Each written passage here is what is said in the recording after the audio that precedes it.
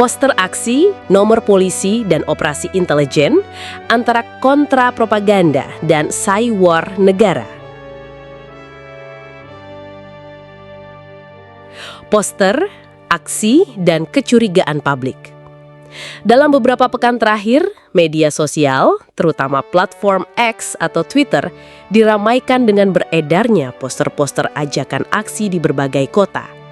Secara sepintas, poster-poster itu tampak biasa, memuat tanggal, lokasi, dan slogan aksi. Namun ada satu hal yang janggal. Ketika publik mencoba menghubungi kontak person yang tercantum, ternyata banyak diantaranya justru mengarah pada nomor pihak kepolisian atau akun yang berafiliasi dengan aparat. Fenomena ini langsung memunculkan tanda tanya besar. Apakah ini bagian dari operasi kepolisian untuk mengendalikan arus mobilisasi massa? Atau jangan-jangan ini strategi intelijen negara yang sengaja dipasang untuk memancing, mengaburkan, bahkan melemahkan semangat aksi rakyat? Pertanyaan-pertanyaan ini penting karena menyentuh inti hubungan negara dan rakyat di era demokrasi. Sejauh mana aparat boleh menggunakan teknik kontra propaganda terhadap warganya sendiri? Apakah itu bentuk pengamanan? Atau justru manipulasi yang melecehkan aspirasi rakyat? 1. Poster aksi, senjata mobilisasi rakyat. Dalam sejarah gerakan rakyat, poster selalu punya tempat penting. Dari masa pergerakan nasional, perlawanan 1998, hingga demonstrasi era digital sekarang, poster adalah simbol dan alat pemersatu. Poster aksi bukan sekedar pengumuman, tapi juga alat legitimasi. Ketika poster beredar luas, publik tahu ada agenda besar dan perasaan tidak sendiri tumbuh di antara rakyat. Dengan kata lain, poster adalah trigger psikologis.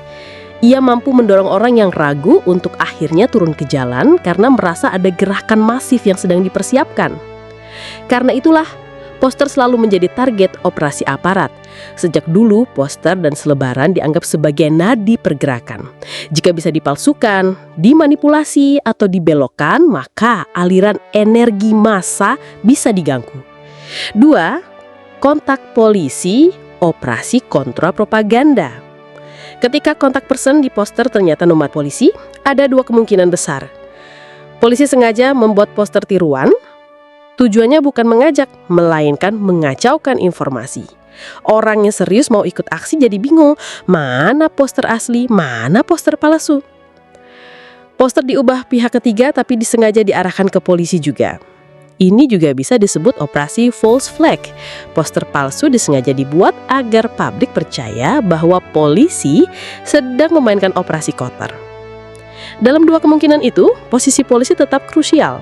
Entah sebagai aktor utama atau sebagai pihak yang namanya dipakai untuk tujuan kontra narasi. Namun jika jumlah poster dengan kontak polisi sudah banyak, besar kemungkinan ini bukan sekedar ulah pihak ketiga, melainkan strategi sistematis aparat. Tujuan utama, membingungkan dan melemahkan. Jika memang ini operasi polisi, maka tujuannya bisa dibaca dalam beberapa lapis. Mengamburkan sumber resmi. Panitia aksi biasanya punya kontak asli. Tapi jika banyak beredar kontak palsu, masyarakat bingung harus percaya yang mana. Melemahkan moral peserta. Begitu tahu kontak person ternyata polisi, rakyat merasa, wah, semua gerak kita sudah diawasi.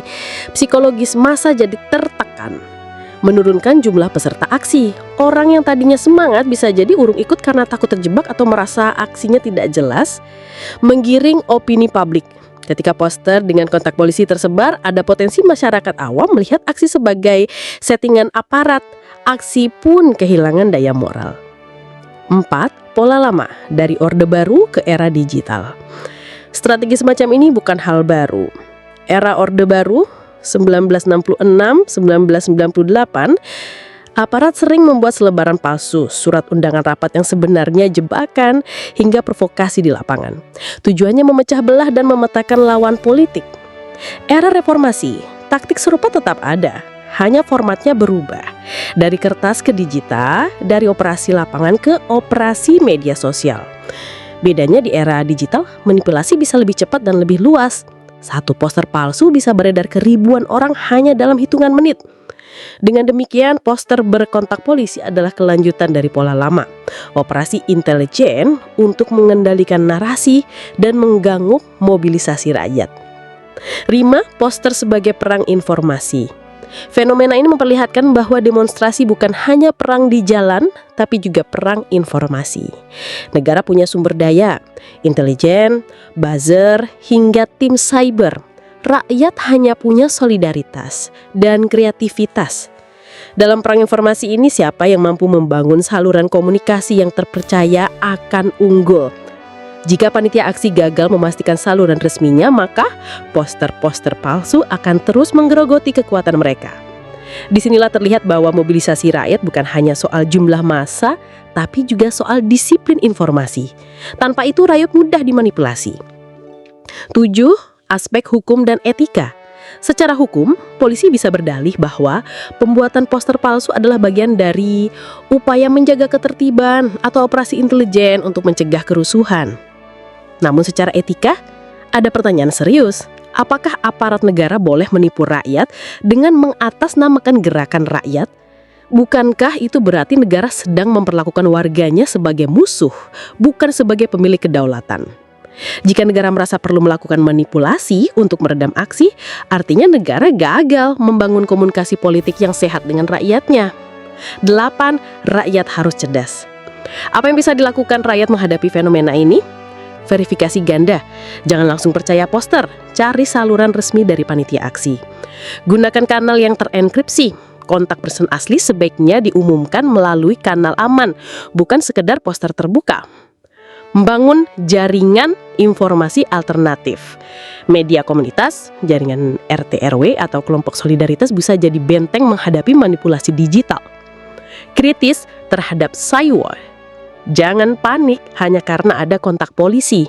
Sadari bahwa itu bagian dari perang psikologis. Dengan cara ini rakyat bisa mengurangi dampak operasi intelijen terhadap moral gerakan. Kesimpulannya, poster polisi sebagai cermin relasi negara dan rakyat.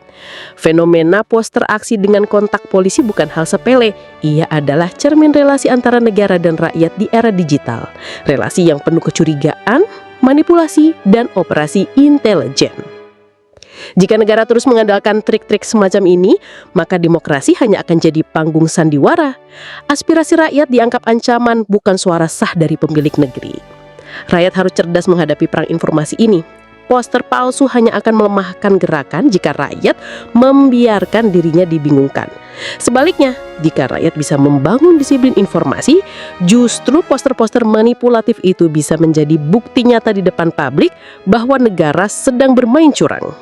Pada akhirnya, poster dengan kontak polisi bukan hanya soal siapa yang mengajak turun ke jalan, ia adalah simbol pertarungan. Apakah rakyat masih punya ruang bersuara jujur atau semua sudah dikendalikan oleh operasi intelijen negara?